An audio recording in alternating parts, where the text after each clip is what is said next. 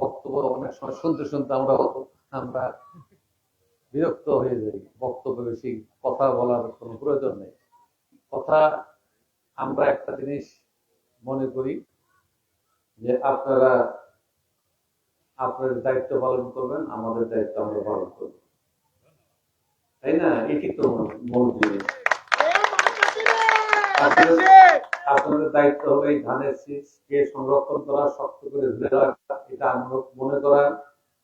আর আমরা মনে করব যে জনগণের ভোটে বিশ্বাসী হলো বিএনপি। বিএনপি কোনোদিনও ভোটাধিকার কারো হরণ করে, বিএনপি কোনোদিনও জনস্বার্থ বিরোধী কোনো কাজ করে। এই জনস্বার্থ বিরোধী কাজ কোনোদিন করতে দেওয়া হবে না, সেটা যে কোনো ধরনের হোক, যে কোনো ব্যক্তি হোক, কেউ আইনের বাইরে যাবে না। আমরা এটাও নিশ্চিত করতে চাই দল মত নির্বিশেষে সবাই ধানের শীষে ভোট দেবেন, নিরাপত্তা পাবেন, আইনের শাসন পাবেন, সুশাসন পাবেন, হয়রানি মুক্ত একটি সমাজ পাবেন, কাউকে অহেতুক হয়রানি করা হবে না। আপনারা জানেন আমি এমপি 5 বছর ছিলাম, অহেতুক হয়রানি কেউ হয় নাই, হবেও না, হতে দেওয়া হবে না। আমরা মনে করি যে এই ভোটে আল্লাহ পাক যদি আমাকে আপনারা নির্বাচিত করেন, আমি তো মনে করবো সবাই আমাকে ভোট দিয়েছে। আমি তো সবারই জনপ্রতিনিধি, সবারই উন্নয়ন, সবারই সমস্যা সমাধান করা আমার মৌলিক দায়িত্ব। আজকে দায়িত্ব মনে করি আমি বলতে চাই আপনারা সবাই ধানের শীষে ভোট দেন এবং দিবেন। আপনারা বিশ্বাস করেন ধানের শীষে ভোট দিলে আপনারা ভালো থাকেন, নিরাপত্তায় থাকেন, সুন্দর থাকেন, পেট ভরে খেতে পারেন, দুঃশাসন মুক্ত একটি সমাজ পান, ন্যায় ভিত্তিক একটি সমাজ পান।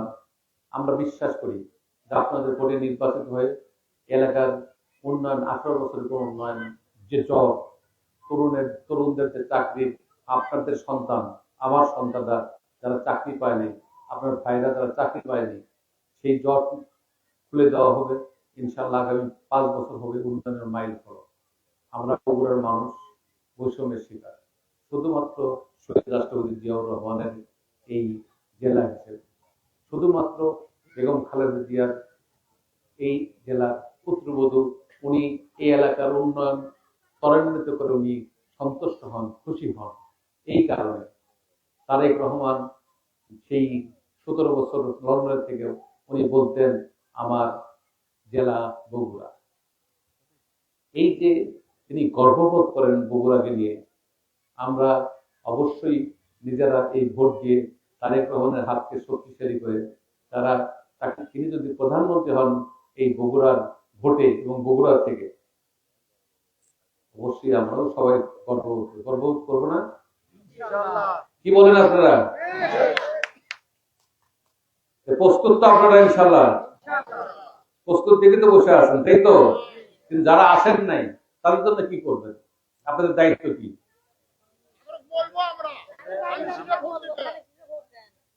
হ্যাঁ, সবাই মনে করবেন। আমি আপনাদের কিন্তু খুব দায়িত্বের সাথে আমি বলতে চাই, সবাইকে এখানে যারা আছেন, আমি আপনাদের বক্তৃতা শুনতে দিয়েছিলাম 2-1 কথা, কিন্তু বেশি বক্তব্য হয়ে গেল তো, সময় আর একটা মিটিং আছে নামাজের আগে, সেই জন্য আমি আপনাদের বক্তব্য শুনতে পারলাম না, দুঃখিত।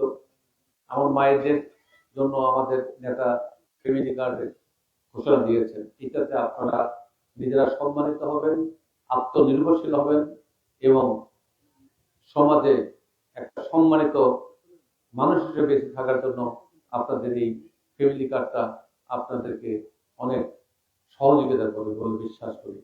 পাশাপাশি আপনাদের সন্তানদের স্বাস্থ্যবান, সুসন্তান এবং নাগরিক এবং তাদের আত্মনির্ভরশীল হয়ে গর্বিত সন্তান হিসেবে এই এলাকার মানুষ হিসেবে বিভিন্ন জায়গায় চাকরি করে দেশে অথবা বিদেশে তাকে মানুষ করে দিবেন। শুধু সন্তান পেরে ধারণ করবেন না, তাকে মানুষ করার দায়িত্ব আপনার কাছে আসে যাবে। কারণ আপনি তো আত্মনির্ভরশীল, আপনি তো টাকা, আপনার রাষ্ট্র আপনাকে টাকা দিতেছে, সেই ক্ষেত্রে আপনি হবেন এই পরিবারের অন্যতম একজন সম্মানিত মানুষ, যার হাতে টাকা থাকবে। আপনার স্বামী যদি কোনো সময় অসুস্থ হয়, তাকে আপনি সহযোগিতা করতে পারবেন। আপনার সন্তানরা যদি স্কুল কলেজ বিভিন্ন জায়গায় পড়াশোনা বা বিভিন্নভাবে স্বামী কোনো সময় ধরেন কোনো কারণে আপনাদের অভাব হয়ে গেল, তখন আপনার এই টাকা আপনাকে সংসার চালানোর সুযোগ করে দেবে। মহিলারা নিগৃহীত হবেন না ইনশাল্লাহ। এই মহিলারাই হলো আমাদের শক্তি। আমাদের নেতা তারেক রহমান সাহেব এই আমাদের এই যে একটা বুদ্ধি মাথার মধ্যে তিনি বের করেছেন, এটা সারা পৃথিবীতে যেখানে যেখানে এটা প্রয়োগ হয়েছে সেই জাতিকে তাড়াতাড়ি উন্নতি উঠে গেছে। কারণ অর্ধেকের বেশি মানুষকে বাইরে রেখে আমরা দেশ রাষ্ট্র উন্নয়ন করতে পারবো না। তাই তাদেরকে শিক্ষার মাধ্যমে আমাদের প্রিয় নেত্রী দেশের নেত্রী বেগম খালেদা জিয়া, আপনারা জানেন যে ইন্টারনেট পর্যন্ত আমাদের মায়েদের শিক্ষা কি ফ্রি করে দিয়েছে না? ফ্রি করে ইন্টারনেট পর্যন্ত কোনো পয়সা লাগে না। এই যে এটা একটা দূরদৃষ্টি সম্পন্ন যে চিন্তা, সেটা আমার নেত্রী করে গেছে। আল্লাহ তাকে জান্নাতবাসী করুক, আমার দোয়া করুক। আর তাদেরই সন্তান আমাদের প্রিয় নেতা জনাব তারেক রহমান এই বাংলাদেশকে এগিয়ে নিয়ে যাবে, এটা তো স্বাভাবিক, তাই না? জিয়াউর রহমানের পরিবারিতেই এই দেশকে এগিয়ে নিয়ে গেছে। আর কেউ তো এই ভোটের চিন্তা করে না, জনগণের ভোট লাগবে। উনি তো ভোট আজ থেকে 18 বছর থেকে বলে এই ভোট অধিকার মানে আমাদের এই অধিকার তারা হরণ করেছে, তাদের কাছ থেকে অধিকার ফিরিয়ে নিয়ে আসা হলো আমার অন্যতম প্রধান দায়িত্ব। সেই দায়িত্ব তিনি পালন করেছেন, এখন আপনাদের দায়িত্ব। আমি কথা বেশি না বাড়াই, আমরা চাই এই এলাকা একটা আত্মনির্ভরশীল এলাকা গড়ে তোলা, একটি গর্বিত এলাকা গড়ে তোলা, সুশিক্ষিত এলাকা গড়ে তোলা, সুনাগরিক হিসেবে সবাই থাকবে, একটি মাদক মুক্ত, সন্ত্রাস মুক্ত, চাঁদাবাজি মুক্ত, একটি অন্যায় সকল প্রকার অন্যায় দূরীভূত করে আমি আপনাদের মধ্যে শান্তি প্রতিষ্ঠা করতে চাই, এলাকার উন্নয়ন ত্বরান্বিত করতে চাই। আমি সকল ক্ষেত্রে আমি আপনাদের সহযোগিতা চাই এবং আমি আপনাদের সাথে থাকতে চাই। আপনাদের সহযোগিতা ইনশাআল্লাহ পাবো তো? তো 12 তারিখ পর্যন্ত ভোটের সহযোগিতা, তারপরে উন্নয়নের সহযোগিতা, আপনাদের সমস্যা সমাধানের সহযোগিতা আমি চাই, সর্বসময়ই চাবো ইনশাআল্লাহ। এবং আমার বিশ্বাস আমরা 5 বছরে আমরা অনেক দূর এগিয়ে যাব। সবাইকে ধন্যবাদ এবং কৃতজ্ঞতা জানিয়ে আমার বক্তব্য শেষ করার পূর্বে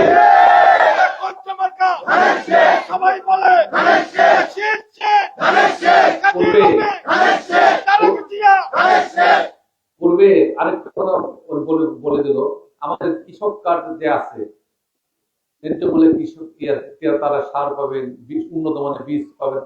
উন্নত মানের সার এবং বীজ যদি আমরা ঠিক মতো না দিতে পারি কৃষকদের, তাহলে তো হবে না। তারপরে স্বল্প সুদে অথবা বিনা সুদে ঋণ পাবেন, সেগুলো আমাদের নেতা একসময় ঠিক করে দেবে। আমরা আসলে আপনাদের শিক্ষক হিসেবে কাজ করি। আমরা কিন্তু কোনোদিনও মনে করি না যে আমি এমপি এই এলাকার বিরাট কিছু। আমি মনে করি যে এমপি হওয়ার পরে এখন যে আমার দায়িত্ব আছে, আমি আরো অনেক ছোট হয়ে আমি অনেক নিজে আপনাদের হয়ে কাজ করব। কারণ আমি মনে করবো তখন সকল মানুষের দায়িত্ব তো আমার কাছে, সকল মানুষই আমাকে ভোট দিয়ে নির্বাচিত করে, তারা এগুলো সম্মানিত মানুষ। আমি তাদের শুধুমাত্র দায়িত্বটা প্রদান করেছে তাদের দেখভাল করার জন্য, এটি তো আমার কাজ, তাই না? এর চেয়ে বেশি কাজ না তো। আপনাদের দায়িত্বটা আপনি দিয়েছেন মাত্র, এটাই আমরা কিন্তু মনে করি। আমরা কিন্তু মনে করি না যে আমি বিরাট কিছু হয়ে গেছি। ওরকম 5 বছর আমি করি নাই, আগামী 5 বছর ইনশাল্লাহ আমার বিশ্বাস যে আমাদের নেতারাও করেছেন, যেরকম কি করতে হবে যে স্বাস্থ্য কার্ড তো আপনার ইয়ে লাগবে, উপকারে আসবে না, স্বাস্থ্য কার্ড দেওয়া হবে। এগুলো কার্ড আমাদের নেতার দূরদৃষ্টি সম্পন্ন তার চিন্তা ভাবনা। আশা করি 31 দফা বাস্তবায়িত হলে আমরা দেশকে এগিয়ে নিয়ে যাবো এক অনন্য উচ্চ মাত্রায়। আর দেশকে টেনে হেসড়েও তো পিছনে নিয়ে আসতে পারবে না, এই যোগ চলতেই থাকবে। দেশ পৃথিবীর একটা উন্নত রাষ্ট্রে পরিণত হবে। সবাই দোয়া করবেন আমার নেতা তারেক রহমানের জন্য। আমাদের নেতা তারেক রহমানের নেতৃত্বে যেন এই দেশ এগিয়ে যায়। আপনাদের সেই কাঙ্ক্ষিত নেতা, এই দলের প্রতিষ্ঠাতা শহীদ রাষ্ট্রপতি জিয়াউর রহমানের সুসন্তান হিসেবে আমাদের প্রধানতম কর্তব্য হল শহীদ রাষ্ট্রপতি জিয়াউর রহমানের স্বপ্ন বাস্তবায়িত করা। তারেক রহমানের নেতৃত্বে এগিয়ে যাবে এই আমরা মনে করি। সবাইকে ধন্যবাদ, কৃতজ্ঞতা এবং শুভকামনা জানিয়ে বক্তব্য শেষ করার পূর্বে একটা স্লোগান দেবো, সবাই ধরবেন? মা বলে না, সবাই ধরবেন তো? একজন বাদ যাবেন না কিন্তু। বিসমিল্লাহির রহমানির রহিম। ভোট দিব কিসে? আপনি ধরেন নাই, সবাই ধরতে হবে। এবার সবাই ভোট দিব কিসে?